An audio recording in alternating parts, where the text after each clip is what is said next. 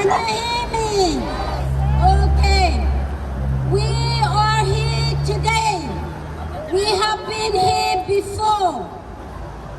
We are here to stop indiscriminate human rights violations against Tigrayans in Ethiopia. Our message today is to Prime Minister Boris Johnson and his UK government.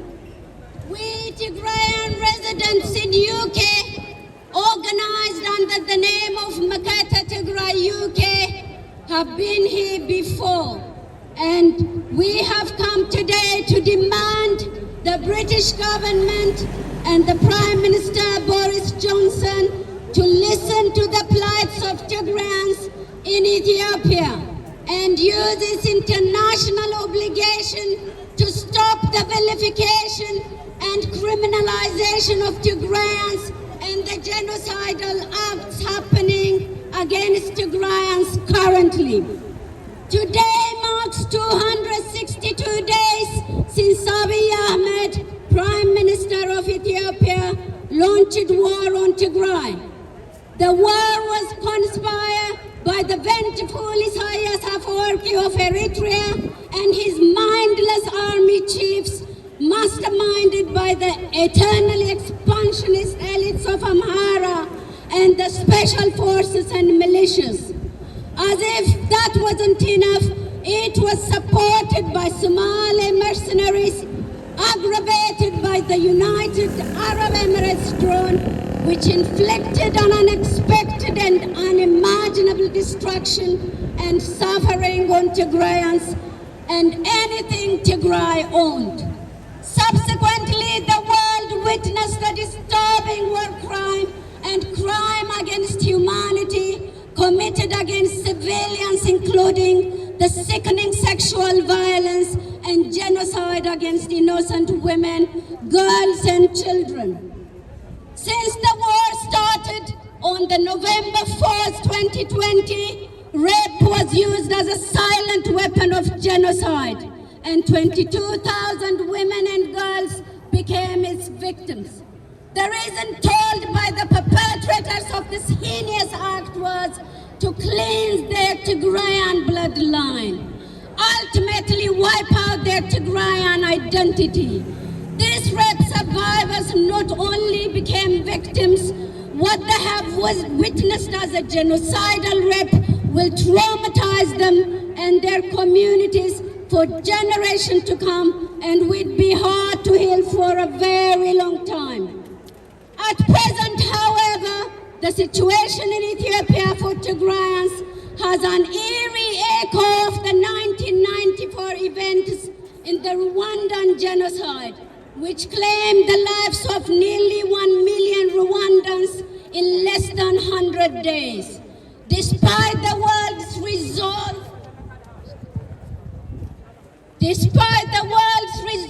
of never again, the hallmarks of Rwandan genocide are happening against Tigrayans, both in Addis Ababa and the major Ethiopian cities.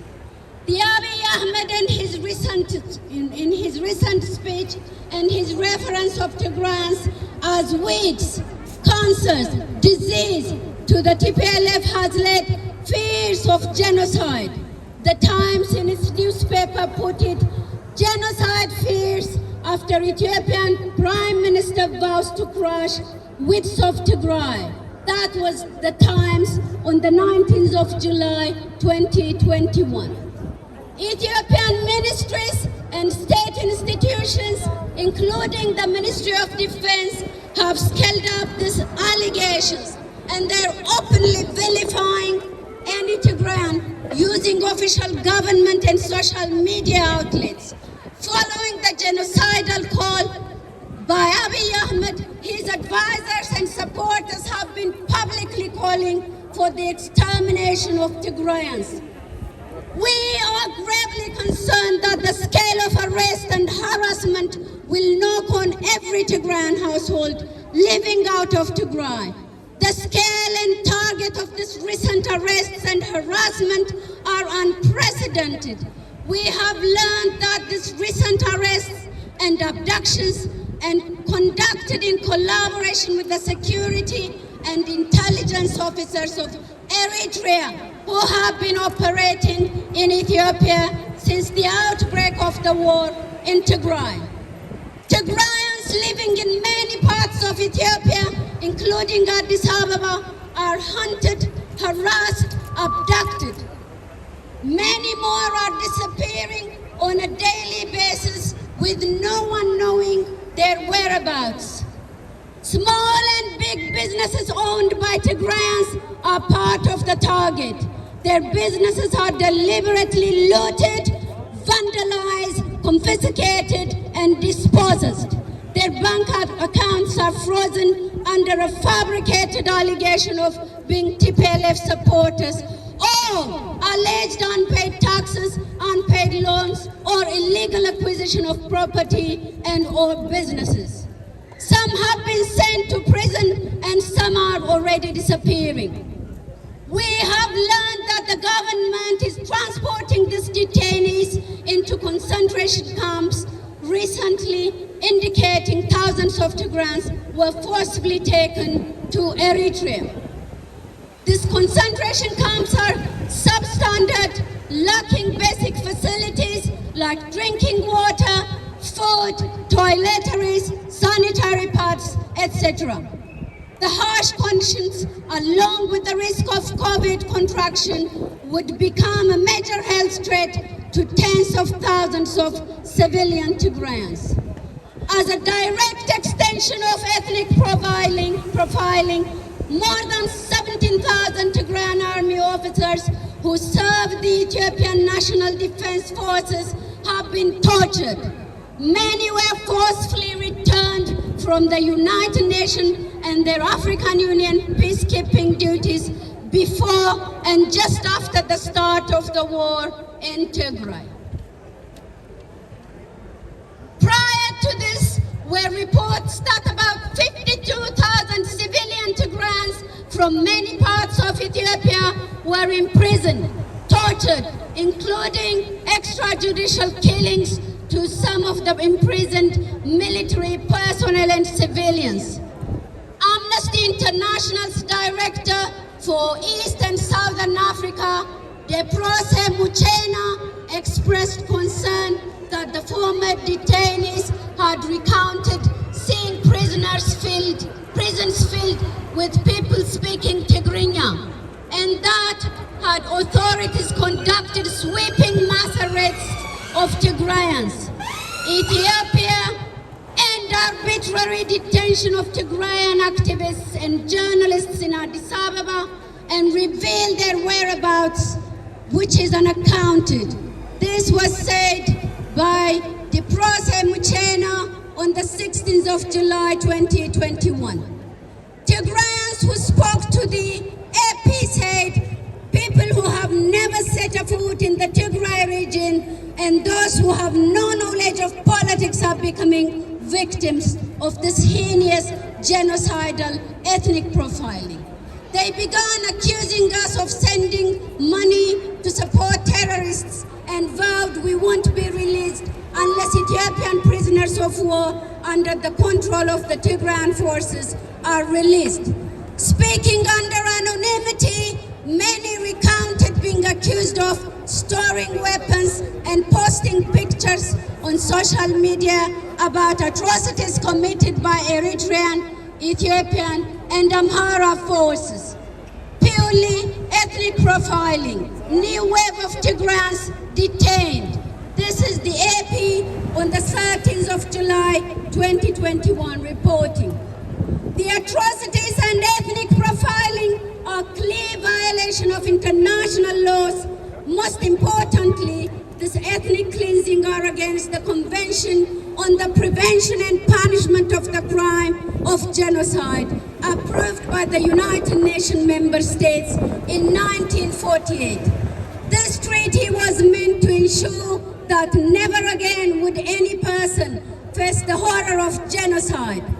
The current situation for Tigrayans outside of Tigray has an eerie echo of events in 1994 when Rwandan genocide claimed the lives of nearly 1 million Rwandans in under 100 days. The UK government and the international community are watching idle while another Holocaust against Tigrayans unfolds in the 21st century. Despite the fact this war is heading to 9 months, there is no sign of the war ending. It is more intensified as the last attempt to revenge its army's defeat in Tigray, which Abiy claims it is a unilateral ceasefire and retreat to allow Tigrayan farmers to till their land, also to allow humanitarian aid to enter Tigray. But the reality is to the contrary. Detainees have been reported being subjected to physical assaults and transported to camps several hundred kilometers from the capital, taking them further from their families and access for legal support and creating distress to their families and communities. Despite the law requiring police to present detainees in court within 48 hours of arrest, this has not been happening, and the whereabouts of many detainees remains unknown. Lawyers of those in detention and former detainees and their families have also spoken about torture, ill treatment, and forced disappearances. It is clear that Prime Minister Abiy's recent speech alleging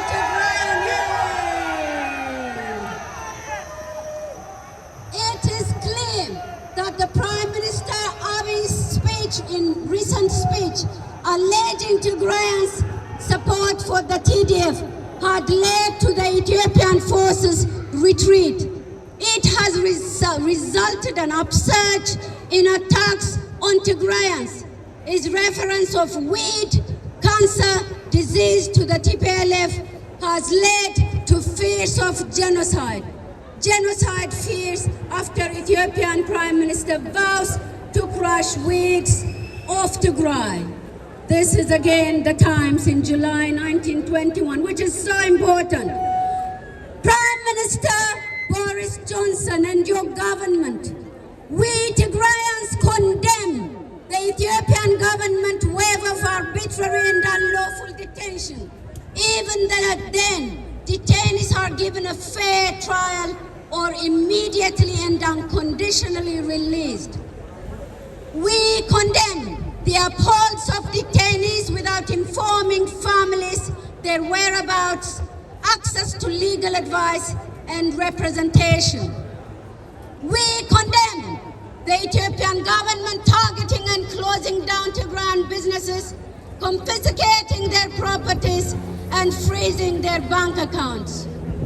We, the Makata Tigray UK, urge the international development community, the UK Parliament, the UK government, and the international community, especially the United Nations Security Council and its members, the European Council and its members, and the diplomatic mission in Ethiopia for their immediate intervention to rescue the detained Tigrayans and stop further detention and save the lives of Tigrayans in the hands of the brutal regime in Ethiopia. We particularly alert the diplomatic, including the British Embassy in Addis Ababa, to pressurize the Ethiopian government to protect civilians. Prime Minister Boris Johnson, we ask your government to stand in defense of innocent Tigrayans and their families. Prime Minister, Article 9, Section 1 of the International Covenant of Civil and Political Rights stipulates that everyone has the right to liberty and security of person. No one shall be subjected to arbitrary arrest or detention. Finally, we trust the International Development Committee of the United Kingdom Parliament will do what is morally, politically, and legally right to address our concerns as British citizens and residents of Ethiopian origin. We look forward to hearing your responses to our concern, and we say Tigray will win. Thank you so much. Tigray تسعر. Tigray تسعر. Tigray تسعر. Tigray سبلوا. Tigray سبلوا. Tigray سبلوا. Tigray stand for justice. We shall win for justice.